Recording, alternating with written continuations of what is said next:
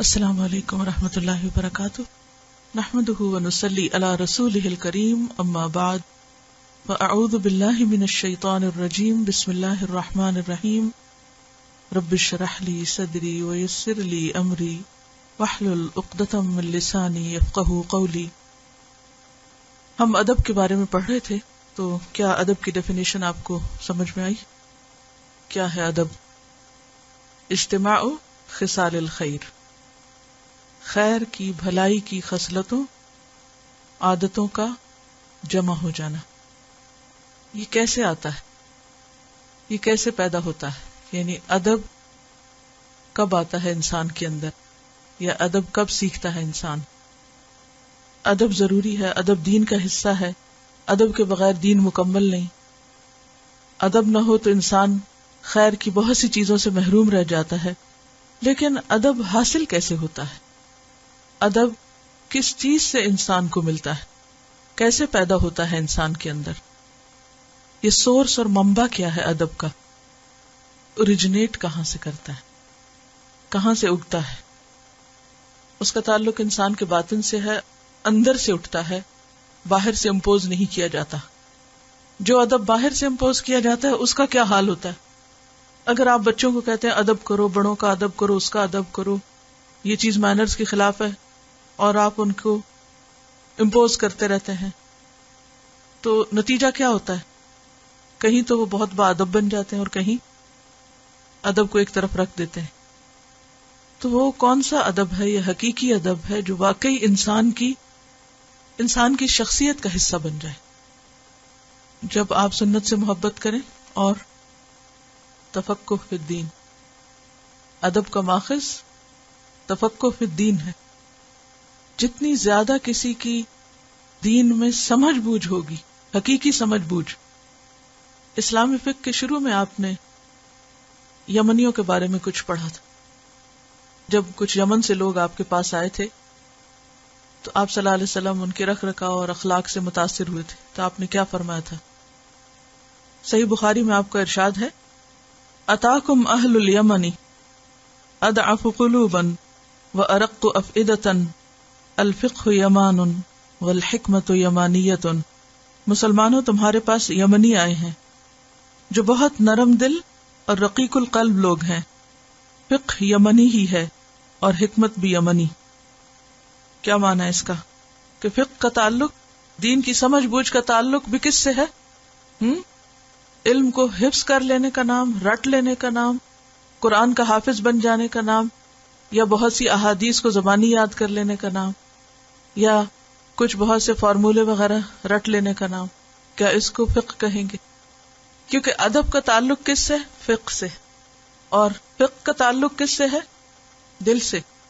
جب تک علم دل تک نہ اترے، دل کے حال کو نہ بدلے، اندر نرمی پیدا نہ ہو، تو انسان کے عمل اور اخلاق بدل ہی نہیں سکتے، ادب آ ہی نہیں سکتا۔ تو ادب کا تعلق، ادب کا ماخذ کا کیا معنی ہوتا ہے؟ سورس، اوریجن، برتھ پلیس، کہاں سے اوریجنیٹ ہوتا ہے؟ وہ ہوتا ہے تفقہ فی الدین سے، اور تفقہ کا تعلق انسان کے دل کی کیفیت سے۔ اور جب انسان کے دل کی حالت بدلتی ہے تو زبان بھی بدلتی ہے، رویے بھی بدلتے ہیں، معاملات بھی بدلتے ہیں، سب کچھ بدل جاتا ہے۔ اور اگر دل کا حال نہیں بدلے تو پھر ادب آ ہی نہیں سکتا۔ کیا سمجھ میں آیا؟ اس کو اصل میں ریلیٹ کریں روزمرہ زندگی سے، معاملات سے، ایک دوسرے سے کنیکٹ کریں ان چیزوں کو۔ یعنی یہ نہیں کہ یہ سبجیکٹ الگ پڑھ لیا ہے، وہ الگ کو رکھ دیا ہے، یہ الگ نہیں، یہ سب اصل میں ایک ہی ہے۔ اخلاق کے جتنے بھی ابواب آپ نے پڑھے ان سب کا تعلق ادب سے ہے۔ اجتماع و خصال الخیر ہے۔ اگر یہ 3 لفظ آپ کو یاد رہ گئے تو پھر انشاءاللہ نہیں بھولے گا کہ ادب کس چیز کا نام ہے۔ اور ادب ہی انسان کو خوبصورت بناتا ہے۔ اسی لیے آپ دیکھیے کہ علم اور ادب ساتھ ساتھ آتے ہیں۔ عام استعمال میں بھی کیا ہوتا ہے؟ علم اور ادب، تعلیم و تہذیب، تعلیم و تربیت۔ تو تعلیم کا اصل مقصد کیا ہے؟ کہ انسان کا رویہ بدلے، انسان کے معاملات میں تبدیلی پیدا ہو، انسان کے بیہیویئر میں تبدیلی پیدا ہو. تو پھر ادب اللہ کے ساتھ. کیا کل سے آپ نے اپنی نمازوں کا پھر کچھ اور جائزہ لیا کہ نماز کی حالت میں دل کی کیا کیفیت ہوتی ہے؟ دل کہاں ہے؟ کیا شرمندگی نہیں ہوتی کہ کھڑے تو اللہ کے آگے ہوں جو ہمارے دل کا حال جانتا ہے، اور ہمارے دل ادھر ادھر گھوم پھر رہے ہوں، ہماری سوچیں کہیں سے کہیں ہوں. اگر آپ کسی شخص سے بات کر رہے ہوں اور وہ ادھر ادھر دیکھ رہا ہو، کیا آپ اس کو مؤدب کہیں گے کہ یہ صاحب ادب شخص ہے؟ کبھی آپ نے دیکھا ہوگا نا، کچھ لوگ آپ ان سے بات کر رہے ہیں اور وہ اپنا ٹیلی فون پہ کسی کو میسج کر رہے ہوتے ہیں، یا کوئی اور گیم ہاتھ میں لے کے کھیلنے لگ جاتے ہیں، یا اور کچھ نہیں تو اپنے بال ہی سنوارنے لگ جاتے ہیں. سیلف سینٹرڈ ہوتے ہیں، انہیں اس کی کوئی پرواہ نہیں ہوتی کہ سامنے کون بیٹھا ہے. تو اس رویے کو کیا آپ باادب رویہ کہیں گے؟ نہیں. انسانوں کے ساتھ بھی یہ معاملہ ادب میں نہیں آتا. تو اللہ جو ہمارے دلوں کا حال جانتا ہے، تو نماز میں بھی صرف نگاہوں کا جھکا ہونا اور صرف جسم کا سمٹا ہونا کافی نہیں. اس کے ساتھ کس چیز کی ضرورت ہے؟ دل کے اندر جو کچھ گزر رہا ہے اس پر بھی تھوڑی نظر رکھی جائے، اس کو بھی یکسو کیا جائے. ایٹ ٹائمز یہ مشکل ہوتا ہے، لیکن اس کی کوشش کی جاتی رہے. تو جب ہم کوشش کرتے ہیں، کانشیسلی تھوڑا سا اپنے آپ کو فوکس کرتے ہیں، تو ہونے لگتا ہے. اور جب ہم اپنے آپ کو ڈھیلا چھوڑ دیتے ہیں تو پھر وہ سب کچھ بکھرنے لگتا ہے. مثلاً اگر آپ کے ہاتھ میں چائے کا کپ ہو، آپ کیسے چلتے ہیں؟ دوڑ دوڑ کے. کیوں نہیں چلتے؟ گر جائے گی. اس کو آپ سمیٹتے ہیں اور دھیان سے چلتے ہیں، تو اس وقت آپ پوری طرح کانشیس ہوتے ہیں، دل و دماغ کی حاضری کے ساتھ، کہ یہ گر نہ جائے، بکھر نہ جائے. بالکل اسی طرح نماز کی حالت میں بھی کوشش کریں کہ جیسے ایک چائے کا کپ پکڑا ہوا ہے ہمارے ہاتھ میں، اور اس کو ہم نے ادھر ادھر سپل آؤٹ نہیں ہونے دینا، سمیٹ کے رکھنا ہے. تو خیالات کو بھی اسی طرح کوشش کریں کہ ایک خاص نقطے پر سمیٹ کے رکھیں، اور یہ صرف اسی وقت ہوگا جب ہم کانشیس ہوں گے، کانشیس ایفرٹ ہوگی. اور یہ ہر کچھ دن کے بعد اپنے آپ کو ریمائنڈ کرانا پڑتا ہے. تو اللہ کے ساتھ ادب میں، خاص طور پر عبادت کے اوقات میں، عبادت کی حالت میں اپنے دل کا جائزہ لینا. صرف ظاہر نہیں، ظاہر بھی ضروری ہے، کیونکہ نبی صلی اللہ علیہ وسلم کی جو کیفیت بتائی گئی معراج پر، وہ کیا تھی؟ ما زاغ البصر وما طغى. تو نگاہوں کا تعلق بھی دل سے ہوتا ہے. نگاہوں کی شرم و حیا بھی اسی وقت ہوتی ہے جب انسان کے دل میں حیا ہوتی. اگر دل میں حیا نہیں تو لوگ سر جھکا کے بھی نگاہوں کی خیانت کر سکتے ہیں، جھکے ہوئے سر کے ساتھ بھی کنکھیوں سے ادھر ادھر حرام چیز کو دیکھ لیں گے، لیکن دل میں خدا کا خوف نہیں، تو بہت سے موقع پا لیں گے غلط کام کرنے کے. نبی صلی اللہ علیہ وسلم کے ساتھ ادب مع الرسول، اس میں بہت ساری چیزیں کل آپ نے پڑھی. کوئی چیز اور آپ کے ذہن میں ہو، یا اسی میں سے کوئی چیز آپ کو یاد رہی ہو کہ ادب مع الرسول کا تقاضا کیا ہے؟ رسول اللہ صلی اللہ علیہ وسلم سے ادب کس طرح ہو سکتا ہے؟ آپ کا ذکر خیر کوئی کرے تو ہمارے منہ سے بھی فوراً آپ کی تعریف کے کلمات، درود شریف کے کلمات ادا ہوں. سنت کے طریقے کو ہر طریقے پر فوقیت دیں اور اس کو فالو کریں.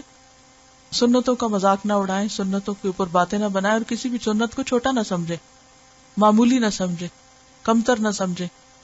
اور دنیا کے باقی فلسفیوں کے اقوال اور باقی جو علماء کی باتیں ہیں ان کو آپ کی باتوں سے اوپر نہ رکھیں، زیادہ اہم نہ جانیں.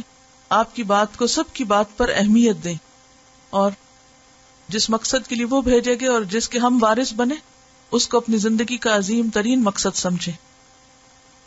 لوگوں کے ڈر اور لوگوں کی شرم سے سنت پر عمل کرنے کو نہ جھجکیں. اسی طرح آپ صلی اللہ علیہ وسلم کی ذاتی زندگی کے بارے میں جو مختلف طرح کی باتیں اچھالی گئی ہیں، اور آپ کی شادیوں کے بارے میں اور ازواج مطہرات کے بارے میں جو غلط قسم کا پروپیگنڈا ملتا ہے، اس سے متاثر نہ ہو اور کسی بھی طرح آپ کے احترام میں کمی نہ آنے پائے.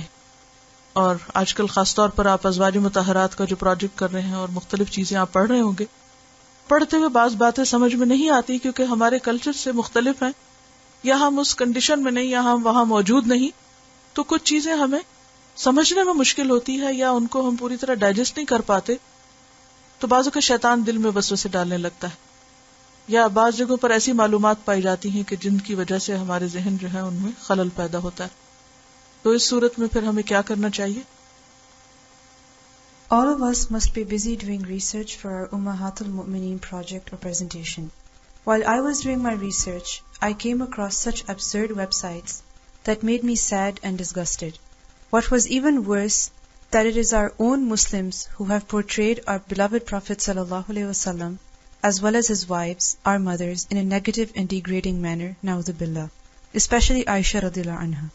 Some websites even have strange pictures. It shows what kind of Muslims these people are to be writing or printing such material. Alhamdulillah, whoever they are benefiting the ones who have knowledge by making us aware that we have to be careful where we get our knowledge from and increasing our love for Nabi sallallahu alaihi wasallam and the mothers of the believers.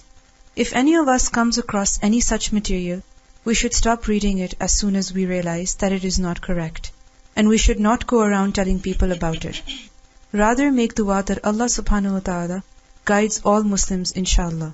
No source can be perfect, but we should try our best to read authentic material.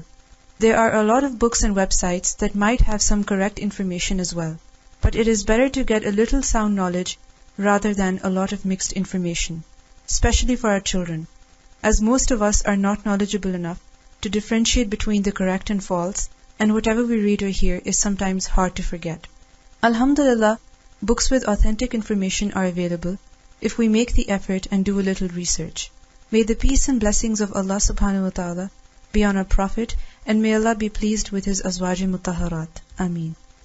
One aspect of adab and respect for our beloved Nabi sallallahu alayhi wasallam is not to read, hear or convey any false information about him and his family, and try our best to convey such information that will make others respect and love him as well, inshallah. تو یہ بھی ادب اور احترام کا ایک پہلو ہے کہ بعض اوقات ہم ایسی چیزیں صرف کچھ یوں سپریٹ کر دیتے ہیں کہ be aware of these sites. اب کیا ہوتا ہے اس سے ایک تجسس کریٹ ہو جاتا ہے، تجسس پیدا ہو جاتا ہے کہ اچھا بھلا ہے کیا، چلو میں تو بہت میرا اچھا ایمان ہے اور بہت اچھے دل کی حالت ہے، چلو تھوڑا سا دیکھ لیتے ہیں کہ کیا کہتے ہیں یہ. اور پھر بعض اوقات اس میں اتنا دور تک چلے جاتے ہیں کہ شیطان کو جگہ بنانے کا موقع مل جاتا ہے. کسی بھی گندی جگہ پر جانے سے یہ ہو نہیں سکتا کہ آپ اس کے دھوئیں سے یا اس کی گندگی سے متاثر ہوئے بغیر باہر نکلے. کوئی چیز آپ کو نہ بھی چمٹے تو کم از کم آپ کے دل کے اندر ایک ایسی کیفیت پیدا کر دیتی کہ جو بعض اوقات ایمانی حالت کو خلل میں ڈال دیتی. ایسی چیزوں کو اگنور بھی نہیں کیا جا سکتا، لیکن ہم صرف اس چیز میں ہاتھ ڈالیں جو ہمارے بس کی ہو. بعض اوقات ہم سوچتے ہیں اچھا ہم ذرا پڑھ لیں پھر ہم اس کا جواب دیں گے، اور جواب دینے سے پہلے خود بھی گرے پڑے ہوتے ہیں. اب مثلا خدا نہ خواستہ کسی جگہ آگ لگ جائے تو ہر کوئی تو آگ نہیں بجھا سکتا، یا بجھا سکتا ہے؟ کس کا کام ہے؟ فائر بریگیڈ کا جو کوالیفائڈ لوگ ہیں. تو ابھی ہم اتنے کوالیفائڈ نہیں ہیں کہ ہم اس دلدل میں پھنس جائیں اور ایسی چیزوں کو چھیڑ بیٹھے کہ پھر اس کا دفاع کرنے کا بھی ہمارے پاس ہمت اور سخت نہ ہو. تو ان چیزوں پہ ہاتھ ڈالنے سے پہلے علمی لحاظ سے اپنے آپ کو اتنا مضبوط کریں کہ ہاں واقعی آپ جواب دینے کے قابل ہوں. یا ضروری نہیں ہوتا کہ جواب ہی دیں اور آگ ہی بجھاتے رہیں. کیا صرف آگ بجھانا ہی کام ہے یا کچھ اور بھی کر کے دکھانا؟ تعمیری کام کریں، پروڈکٹیو کام کریں، ایسے کام کریں جس سے انسانیت کو فائدہ پہنچے. صرف ڈیفینسو رہنا اور ہر وقت ریئیکشنری رہنا یہ کوئی بہت مثبت چیز نہیں ہے کہ ویسے انسان سویا رہے اور جس وقت دیکھے کچھ خرابی تو ایک دم اٹھ کے شور مچا دے اور پھر دوبارہ سو جائے. یہ رویہ تعمیر اور ترقی کا نہیں ہوتا. اس کا بہتر حل یہی ہے کہ آپ کا اپنا علم مضبوط ہو، تفقہ فی الدین ہو، ایمان مضبوط ہو. جب آپ کے اندر ایمان کی مضبوطی ہوگی تو ماں جو علم بچے کو دیتی ہے یہ آپ سیکھ کر جب کسی اور کو کچھ سکھائیں گے تو اس کا فائدہ کیا ہوگا کہ صرف علم نہیں ٹرانسفر ہوگا، یقین اور ایمان اور روح بھی جائے گی. یعنی اس وقت جو باتیں ہم کر رہے ہیں یہ سب کتابوں میں لکھی ہوئی ہیں، لیکن کسی کتاب سے کسی چیز کو ریڈ آؤٹ کر لینا اور ایک استاد کا کسی کو سکھانا، اس میں کیا فرق ہے؟ یا ایک پڑھی لکھی ماں کا اپنے بچے کو کچھ بتانا، یا پھر صرف اسے کسی کتاب کو بتا دینا جاؤ فلاں کتاب سے ہی پڑھ لو. کیا فرق ہے اس میں؟ استاد سے کچھ لینے میں اور ایک صاحب یقین انسان سے کچھ لینے میں صرف علم نہیں ہوتا، یقین بھی ساتھ ہوتا ہے، جو بے حد ضروری ہوتا ہے.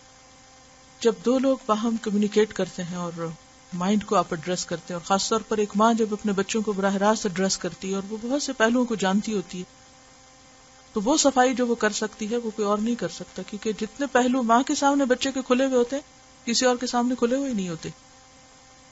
ایک استاد جو شاگرد کو پہچانتا ہے قریب رہنے کی وجہ سے، وہ دوسرے لوگ نہیں پہچان سکتے، یہ کتابیں آپ کو نہیں پہچان سکتی. شنیدہ کہ بود مانند دیدہ، بالکل صحیح ہے. صحابہ کرام کا رسول اللہ صلی اللہ علیہ وسلم کے ساتھ کیا معاملہ ہوتا تھا؟ کل ہم نے ایک بات کی تھی جو عروہ بن مسعود کے کانٹیکسٹ میں آتی ہے. یہ تجلیات نبوت کا صفحہ نمبر 254 ہے، 254، اور سبجیکٹ ہے عمرہ حدیبیہ. تو عمرہ حدیبیہ میں قریش نے جب عروہ بن مسعود الثقفی کو بھیجا تھا آپ صلی اللہ علیہ وسلم سے آ کر بات کرنے کے لیے، اور جو کچھ وہ دیکھ کر گئے تھے صحابہ کرام کا رویہ آپ کے ساتھ، تو اس منظر کو واپس جا کر وہ کن الفاظ میں بیان کرتے ہیں. اس موقع پر عروہ نے صحابہ کرام کی طرف سے نبی صلی اللہ علیہ وسلم کی تعظیم کا جو منظر دیکھا تو واپس جا کر قریش سے کہنے لگا، اے قوم، واللہ میں قیصر و کسریٰ اور نجاشی جیسے بادشاہوں کے پاس جا چکا ہوں. قیصر کہاں کا بادشاہ تھا؟ روم. کسریٰ ایران. نجاشی ایتھوپیا، حبشہ، یعنی ان کے درباروں میں جا چکا ہوں. واللہ میں نے کسی بادشاہ کو نہیں دیکھا کہ اس کے ساتھی اس کی اتنی تعظیم کرتے ہوں جتنی محمد صلی اللہ علیہ وسلم کے ساتھی محمد صلی اللہ علیہ وسلم کی تعظیم کرتے ہیں. واللہ وہ کھنکھار بھی تھوکتے تھے تو کسی نہ کسی آدمی کے ہاتھ پہ پڑتا تھا اور وہ اسے اپنے چہرے اور جسم پہ مل لیتا.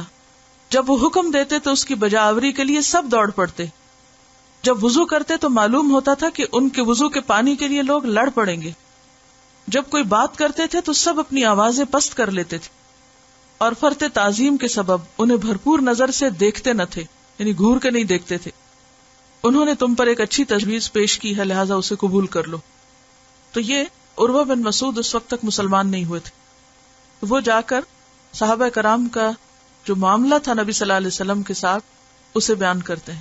اب آپ دیکھیے کہ آج ہم ایسی عبارتیں پڑھتے بھی ہیں تو ہم کہتے ہیں کہ یہ کیا، یہ کیسے ہو سکتا ہے؟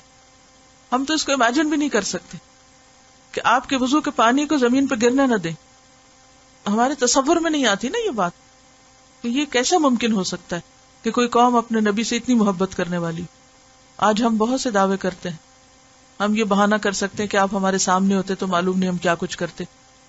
لیکن آپ جو ورثہ چھوڑ کر گئے ہیں ہمارے پاس، وضو کا پانی تو نہیں لیکن بے شمار احادیث تو ہے نا، ان کو ہم نے کتنا سنبھالا ہے، کتنا محفوظ کیا ہے، کتنا ان کو پڑھا ہے، کتنا ان کو جانا ہے. تو یہ بھی اسی کا ایک حصہ ہے. اور پھر بات یہی ہے کہ ادب اور تعظیم دل کے اندر ہوتا ہے. جب وہ دل میں ہوتا ہے تو پھر انسان کے رویے میں بھی نظر آنے لگتا ہے. یہاں اطاعت بھی نظر آتی ہے، محبت بھی نظر آتی ہے، احترام بھی نظر آتا ہے. ساری کوالٹیز ہیں صرف ایک چھوٹی سی ڈسکرپشن کے اندر. یہاں ایک چھوٹی سی بات اور ذہن میں رکھیے کہ نبی صلی اللہ علیہ وسلم نے یہ ادب صرف تعلیم ہی سے نہیں اپنے عمل سے بھی سکھایا صحابہ کو. یعنی یعلمہم الکتاب والحکمت ویزکیہم. یزکی کا کوئی فاعل ہے؟ کون ہے یزکی کا فاعل؟ کون ہے؟ ڈرتے ہوئے کیوں بول رہے؟ نہیں پتا؟ اس میں تو اتنا کانفیڈینس ہونا چاہیے کہ رسول اللہ صلی اللہ علیہ وسلم فاعل ہیں. اور فاعل کون ہوتا ہے؟ تو اس سے کیا پتا چلتا ہے کہ یہ کام خود نہیں ہوتا، کوئی کرتا ہے. تزکیہ کرنے والا بھی کوئی ہوتا ہے، ادب سکھانے والا بھی کوئی ہوتا ہے. ٹھیک ہے، ادب سکھائی جانے والی چیز ہے، مینرز سکھائے جاتے ہیں اور سیکھے جاتے ہیں. کوئی شخص ماں کے پیٹ سے مینرز لے کے پیدا نہیں ہوتا. یہ تھا کہنے کا مطلب. آپ نے اپنے صحابہ کرام کو ادب سکھایا اور انہوں نے پھر اپنے شاگردوں کو، اور انہوں نے اپنے شاگردوں کو، اور وہ سلسلہ امت میں آج تک چلتا چلا آ رہا ہے کہ ایک جنریشن وہ آداب اگلی جنریشن تک پاس آن کرتی ہے. لیکن اگر علم کا سلسلہ منقطع ہو جائے تو ادب کا بھی منقطع ہو جاتا ہے. مجھے اپنی جتنی بھی تعلیم لینے کا مختلف لوگوں سے اتفاق ہوا تو اس میں زیادہ تر تو استاد ایسے ہی تھے کہ جن کا تعلق صرف کلاس روم کی حد تک اور ایک لیکچر کی حد تک تھا، آئے پڑھائے سبجیکٹ سکھایا اور چلے گئے، چاہے دنیاوی علوم تھے یا دینی علوم. لیکن ہمارے ایک استاد شیخ سعید بازنجکی جو تھے، سیرین تھے، وہ بہت زیادہ زور دیتے تھے ادب پر. تو سمجھ نہیں آتی تھی کیونکہ اس سے پہلے کسی استاد سے ادب پر اتنی تاکید کبھی نہیں سنی، اور ان سے بہت ساری چیزیں سیکھنے کا اتفاق ہوا. یعنی عام طور پر ایسا ہوتا ہے نا کہ ہم آزادی خیال اور اظہار خیال کے نام پر استادوں کے ساتھ بدتمیزی سے بھی پیش آتے ہیں، سامنے بھی اور پیچھے بھی. ہمارے پورے کلچر میں یہ چیز ہے. کچھ لوگ بہت ہی بدتمیز ہوں تو وہ سامنے بھی بول پڑتے ہیں، اور کچھ لوگ بزدل ہوں تو سامنے تو کچھ نہیں کہتے، پیچھے خوب خبر لیتے ہیں استادوں کی. مجھے اچھی طرح یاد ہے یونیورسٹی میں ہم ہوتے تھے تو ہاسٹل میں لڑکیاں واپس آ کر ان کا سارا دن ایک ہی کام ہوتا تھا، آج فلاں ٹیچر نے یہ کہا اور اس نے یہ. اور میں ہمیشہ انہیں یہ کہتی تھی تم نے اپنے استاد کو بتایا، اور اگر تمہیں یہ جرت نہیں اس کو وہاں نہیں بتایا تمہیں یہاں کوئی حق نہیں. روزانہ بلا ناغہ میری ان کے ساتھ یہی بحث ہوتی تھی. میں جہاں جس کو سنتی اس کو روکتی کہ تم لوگ علم حاصل نہیں کر سکو گے، علم سے فائدہ نہ اٹھا سکو گے نہ پہنچا سکو گے جب تک ادب نہیں کرو. اور وہ سوچ میرے اندر ایک گرے میٹر کی طرح تھی، اس کو کوئی واضح شیپ نہیں تھی، لیکن ایک فطرت کو کچھ چیزیں اچھی نہیں لگتی نا، کہ جس انسان سے آپ کو فیض پہنچ رہا ہے آپ اسی کی جڑیں کاٹیں، اسی کے بارے میں غلط بات کہیں. اور استاد ہوتا ہے، کوئی فرشتہ تو نہیں ہوتا، اس میں بھی غلطیاں ہوتی ہیں، لیکن پیٹھ پیچھے اس کی برائی کرنا اور اس کے خلاف محاذ آرائی کرنا.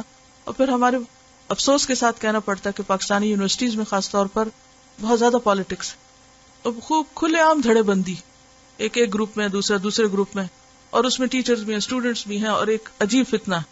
اور چونکہ سب دیکھتے ہیں تو اس کو بہت نارمل سمجھتے ہیں، یہ تو پارٹ آف لائف ہے. تو دوسرا رخ دیکھنے کا کبھی موقع ہی نہیں ملا تھا کہ اس کے علاوہ بھی کوئی تعلیم کا طریقہ ہوتا ہے، کیونکہ اسی سسٹم سے پڑھ رہے تھے. جب اسکاٹ لینڈ میں پڑھنے کا اتفاق ہوا تو وہاں بھی زیادہ تر ریسرچ کا کام تھا، تو اس طرح استاد شاگرد کا رشتہ نہیں تھا کچھ. لیکن جب الحمدللہ ان سے پڑھنے کا موقع ملا تو انہوں نے بہت ساری چیزیں، بولنا کیسے، بیٹھنا کیسے، دیکھنا کیسے، کتاب کیسے کھولنی، ان سب چیزوں کے اوپر توجہ دلائی، اور اس سے بہت فائدہ ہوا.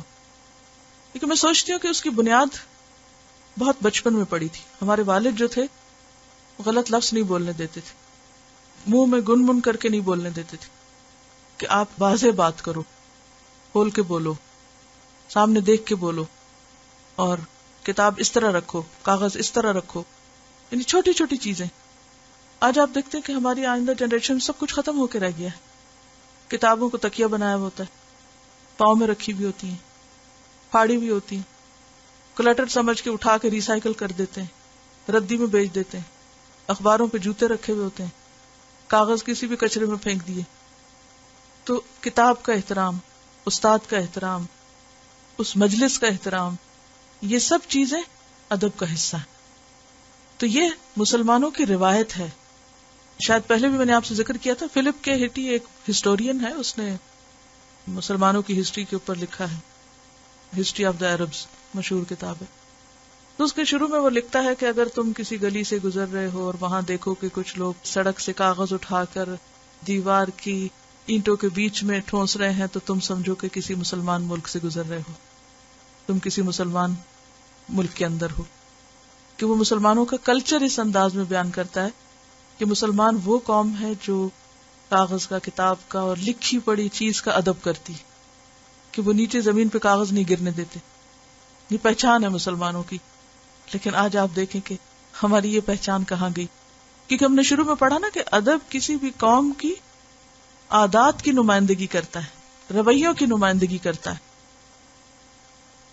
یہ کہتی ہیں کہ جب کوئی شخص ٹیچر کا احترام کرے تو اس کو ایک نام دیتے ہیں ٹیچرز پیٹ، تو باقی بچے پھر اس کا مذاق اڑاتے ہیں، تو اس لیے پھر کوئی بھی کسی کی بیڈ بکس میں نہیں جانا چاہتا، اور اس کو ایک میرٹ سمجھا جاتا ہے شاید پھر.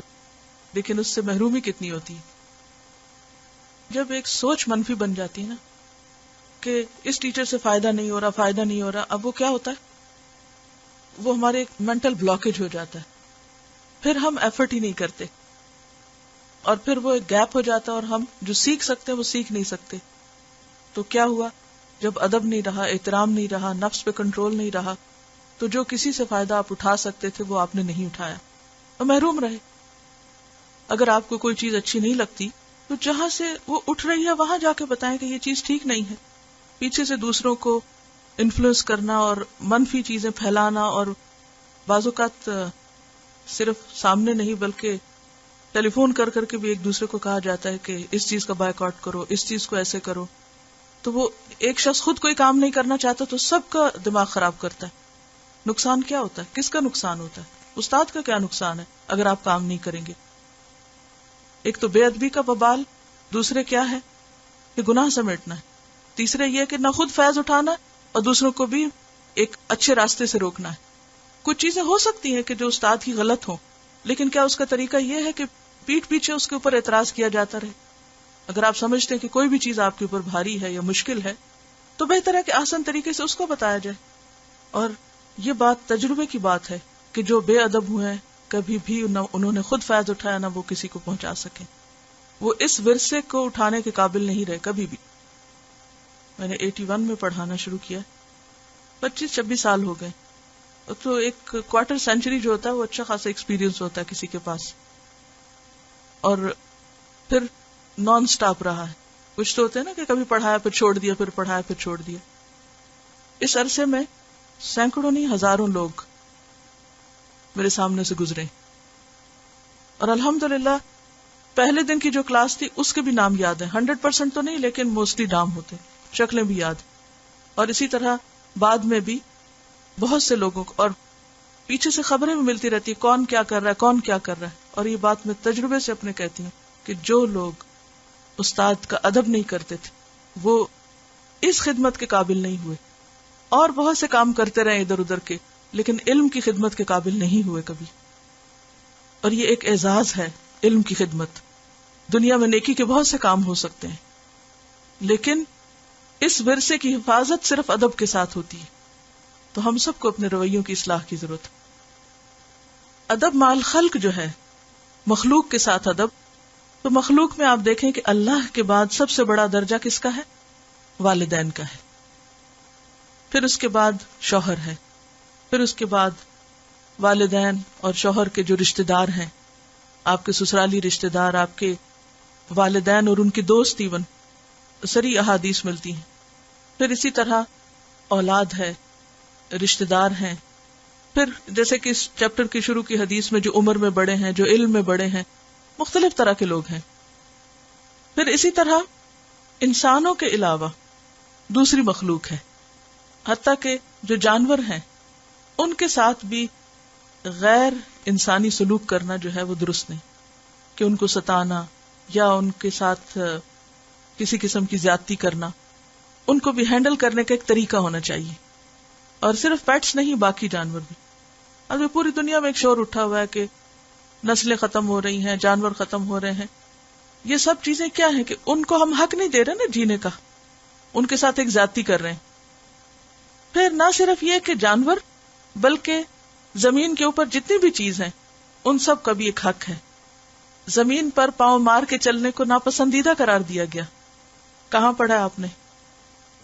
سورۃ لقمان، سورۃ فرقان، وعباد الرحمن الذین یمشون علی الارض ہونا. تو زمین کے اوپر آہستگی سے چلنا کیا ہے؟ زمین کا ادب ہے ایک طرح سے، اس کا بھی ایک حق ہے. اور پھر انسان کی پوزیشن میں یا انسان کے استعمال میں جتنی بھی چیزیں آتی ہیں، اسی لیے آپ دیکھیے کہ کسی کی طرف یوں چیز اٹھا کے پھینکنے کو ادب کہا جائے گا یا بے ادبی؟ مثلا اگر آپ کسی کو چمچ ہی پاس آن کرتے ہیں یا کوئی چیز جو بھی آپ کے پاس ہے، تو کیا سکھایا گیا؟ دائیں ہاتھ سے دو. یہ ادب ہے نا. نبی صلی اللہ علیہ وسلم کسی چیز کے لینے اور دینے میں دائیں ہاتھ استعمال کرتے تھے، یعنی کسی کو بڑھائیں. اسی طرح یہاں تک ادب سکھایا گیا کہ چھری یا نوک والی چیز کو کس طرح آگے کیا جائے. بخاری میں کتاب الادب اگر آپ پڑھیں تو آپ دیکھیں گے کہ کیا کیا چیز اس میں سکھائی گئی. کل آپ ریاض الصالحین لے کر آئیے گا تو انشاءاللہ اس میں کچھ احادیث ہیں، باب 43 سے لے کے آگے تک ایک نظر دیکھ کر آئیے. اس میں آپ پڑھیں گے مختلف احادیث تو آپ کو پتہ چلے گا کہ نبی صلی اللہ علیہ وسلم نے ہمیں مختلف رشتوں اور مختلف لوگوں کا ادب اور احترام کس طرح سکھایا ہے. اسی طرح جیسے جوتا پہننا ہے، کپڑا اتارنا ہے، یا پھر آپ کا رہن سہن. مثلا اگر آپ گھر میں رہتے کپڑے اتار کے پاؤں میں پھینک دیتے اور ان کے اوپر سے گزرتے رہتے, یا یہ کہ جوتے الٹے سلٹے اتار دیے, تو یہ سب کیا ہے؟ ادب کے خلاف چیزیں ہیں, مینرز نہیں ہیں. یا دیواروں پہ لکھ لیا, کئی لوگ ٹیلی فونوں کے نمبر سارے دیواروں کے اوپر لکھے ہوئے ہوتے ہیں. تو کسی بھی چیز کو مس یوز کرنا جو ہے وہ مینرز اور ایٹیکیٹ کے دائرے سے باہر ہے. مثلا اگر آپ بیٹھتے ہیں اور لائنوں میں اگر ترتیب نہیں, یعنی کہ کوئی بھی چیز جو اس پورے ماحول کو اسپائل کرے, تو یہ سب کیا ہے؟ اس کلاس یا اس مجلس کے ادب کے خلاف. آداب زندگی کے نام سے کتاب یہ مختلف لوگوں نے لکھا ہے, تو اس میں آپ دیکھیں کہ کتنی چیزوں کے آداب ہیں. تو ہماری تو ساری زندگی آداب سے بھری ہوئی, کیونکہ اللہ سبحانہ و تعالیٰ نے جنت میں جانے والے لوگوں کی سلیکشن کرنی, اور جنت انتہائی خوبصورت جگہ ہے. اس میں وہی لوگ رہنے کے قابل ہیں جو خوبصورت ادب آداب کے حامل ہوں, کیونکہ میچ وہی کریں گے نا. یہ تو ایسے ہی ہے کہ اگر آپ کسی محل میں کسی جنگلی کو لا کے بسا دیں تو کیا کرے گا وہ؟ تو وہاں جنگلیوں کو تو نہیں بسانا نا. اب ایک چھوٹی سی مثال سے ہی آپ سمجھیے کہ اگر جیسے آپ نے دعوت کی لوگوں کی, گھر کو صاف ستھرا رکھا, سجایا, ہر چیز اپنی جگہ پہ رکھی, اب مہمان ہیں, مہمانوں کے ساتھ بچے بھی ہیں, وہ آ کے کبھی اس چیز کو چھیڑ رہے ہیں, وہ پردے کھینچ رہے ہیں, بلائنڈز توڑ رہے ہیں اور پلیٹیں ادھر ادھر پھینک رہے ہیں, تو تھوڑی دیر میں ہی آپ کے دل کی حالت کیا ہوگی سوچیے.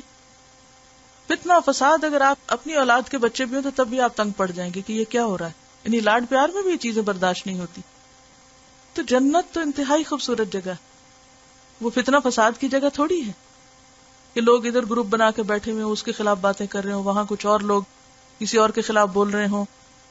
ہر ایک جو کسی سے ملے تو وہ کسی نہ کسی کی یا منہ سے کوئی گندے لفظ نکالے, یا کوئی بدتمیزی کی بات کرے, یا کسی کو تان و تشنیع کرے. ایسی تو کسی چیز کا وجود ہی نہیں ہوگا وہاں.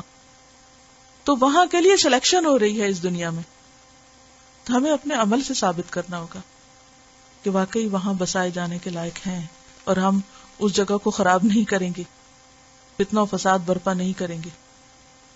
تو اس کے لیے بے حد ضروری ہے کہ ہمیں سیلف کنٹرول آتا ہو, ہمارے اندر صبر و برداشت بھی ہو, بہت سی ناگوار چیزوں کو جو مرضی کے خلاف ہوں, پسند کے خلاف ہوں, ان پر صحیح طور پر ری ایکٹ کرنا جانتے ہوں. اور پھر یاد رکھیے کہ لوگوں کے ساتھ یا مخلوق کے ساتھ ادب جو ہے پھر جفا اور غلوف کے بیچ میں. اب مثلاً اگر آپ نے کوئی پیٹ رکھا ہوا یا کوئی جانور پالا ہوا, تو اب یہ نہیں کہ بچوں کو تو کھانے کو نہ ملے یا ان کے لیے تو کچھ ہو نا اور آپ سب کچھ کتے کو ہی کھلا دیں. اس کا ہی مطلب نہیں کتا رکھنا جائز ہو گیا, اس طرف ایک مثال کے طور پہ بات کریں کہ پھر جفا اور غلوف کیا ہے. کہ دنیا میں کئی انسان ایسے ہوں کہ جن کو نہانے کے لیے صابن نہ ملتا اور کچھ اور لوگوں کے جانور جو اس پا جاتے ہیں. بچے پیدا کرنے کی بجائے جانوروں سے اپنا دل بہلانا اور ان کو ترجیح دینا اور اپنا سب کچھ ان پہ سپینڈ کر دینا, تو یہ غلوب ہے نا. ہر چیز کا ایک مقصد ہے. کچھ چیزوں کا تو اللہ نے قرآن میں یہ کسی طرح بتا دیا, لیکن کچھ چیزوں کا تو بتایا بھی نہیں. لیکن ایک ایک چیز جو ہے کسی نہ کسی شکل میں ہماری ہی خدمت میں لگی, کیونکہ خلق لکم ما فی الارض جمیعا ہے. ایک شہد کی مکھی کو ہی دیکھ لیں, دیکھ کے سب ڈرتے ہیں, سب گھبراتے, لیکن جو کام وہ کرتی ہے وہ ہم میں سے کوئی بھی نہیں کر سکتا.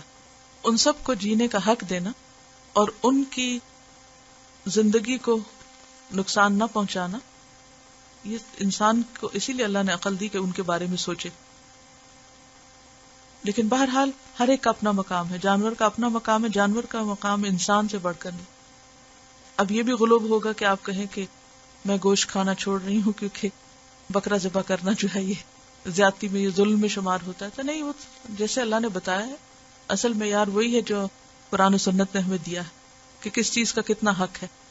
اپنے پاس سے خود ساختہ معیار قائم کر لینا اور ویجیٹیرین ہونے کو زیادہ زہد اور تقوی کے مطابق سمجھنا, یہ اس میں شامل نہیں ہوگا. غلوب ہو جاتا نا یہ.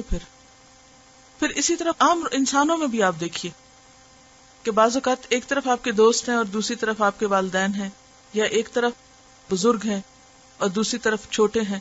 تو اس میں نبی صلی اللہ علیہ وسلم نے کیا فرمایا, جب وہ دو لوگ آپ کے پاس آئے اور ان میں سے ایک بڑا تھا, تو میں نے مسواک چھوٹے کو دی تو مجھ سے کہا گیا کہ نہیں بڑے کو دو. یہ ادب ہے جفا اور غلوب کے بیچ میں. قرآن مجید کی وہ آیت ہم سب کو یاد رہنی چاہیے کہ اللہ سبحانہ وتعالیٰ نے ہمیں دونوں چیزیں دی ہیں. وَنَفْسٍ وَمَا سَوَّاهَا فَأَلْهَمَهَا فُجُورَهَا وَتَقْوَاهَا. قسم ہے نفس کی، وما سواها، اور جو اس کو اس نے ہموار بنایا. فَأَلْهَمَهَا فُجُورَهَا، پھر اس میں اس کا فجور الہام کیا، وتقواها، اور تقوی. یعنی انسان کے اندر دونوں چیزیں ہیں. قد افلح من زکاها وقد خاب من دساها. کامیابی کس کے لیے ہے؟ جو اس نفس کا تزکیہ کرے، اس میں خراب چیزوں کو اپروٹ کرے، نکالے باہر. اور فلاح کس کے لیے ہے؟ جو اس کا تزکیہ کرے. وقد خاب من دساها، اور جو اس کو دبا دے اور خرابیوں کی طرف نظر نہ کرے اور ان کی صفائی نہ کرے، تو پھر اس کے لیے کامیابی نہیں ہے، وہ ناکام ہے. تو خلاصہ کلام یہ ہے کہ ہمارے اندر اچھائی اور برائی دونوں کے کرنے کی صلاحیت موجود ہے. امتحان یہ ہے کہ ہم دونوں میں سے کس چیز کی طرف توجہ دیتے ہیں، کیا چیز اپنے اندر پیدا کرتے ہیں اور کن چیزوں کو نکالتے ہیں. بعض اوقات ایسا بھی ہوتا ہے ماں باپ بہت اچھا ادب اور اخلاق سکھاتے ہیں، لیکن جو ہی بچے اسکول جاتے ہیں یا سوسائٹی میں جاتے ہیں یا کسی اور گھرانے میں جاتے ہیں یا شادی کے بعد، تو وہ کیا کرتے ہیں، اس دوسرے ماحول سے اتنے انفلوئنس ہو جاتے ہیں کہ وہ اپنی پچھلی ویلیوز کو حقیر سمجھنے لگتے ہیں. اور بعض اوقات سمجھتے ہیں کہ ہمارے ماں باپ نے تو ہمیں ایسے ہی دبا دبا کے رکھا اور کچھ کرنے نہیں دیا، دیکھو لوگ کس طرح بولتے ہیں، کیسے چلتے ہیں، کیا کیا کرتے ہیں، ہمیں تو ہر وقت امانت دیانت کے سبق سکھائے گئے، یہاں تو ہر ایک چور ہے. تو یہ باتیں جو ہے سوسائٹی سے انفلوئنس ہو کر بسا اوقات اپنی ان ویلیوز کو حقیر سمجھا جانے لگتا ہے. تو بات یہ ہے کہ یہ امتحان ہی یہی ہے کہ مسلسل انسان کوشش کرتا رہے اور ماحول سے یا پولوشن سے متاثر ہوئے بغیر، یا اگر ہو بھی جائے تو صفائی کا عمل مسلسل جاری رہے. کامیابی اسی میں ہے، اس کے بغیر گزارا نہیں. آج کی بات یہیں پر انشاءاللہ ختم ہوتی ہے. سبحانک اللہم و بحمدک، نشہد ان لا الہ الا انت، نستغفرک و نتوب الیک. السلام علیکم و رحمۃ اللہ وبرکاتہ.